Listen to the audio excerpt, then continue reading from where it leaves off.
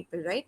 In fact, if you go in Bombay and Bangalore, it was earlier a lot of time it was said that before we had all these co-working spaces, we still could have a lot of startup guys are in Starbucks.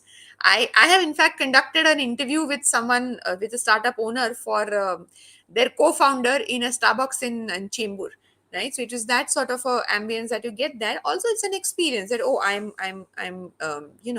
in a Starbucks. I'm not in a cafe. I'm not having coffee. I'm in Starbucks having a Starbucks.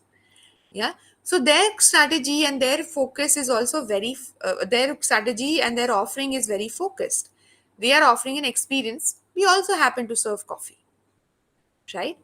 So why am I asking you to all do all this? Once you have your business idea or your strategy focus, your people strategy, even your marketing strategy, your supply chain strategy, if you have, all of that will flow from your business strategy. So how do you want to lead the organization? Okay. Do you think you need a co-founder? What kind of people do you need? How much share should you give them? What kind of a work should you do versus what kind of work should you get your employees to do, will also flow from there. What is your core competency? Okay. For let's say a Steve Jobs, the core competency was design, innovation.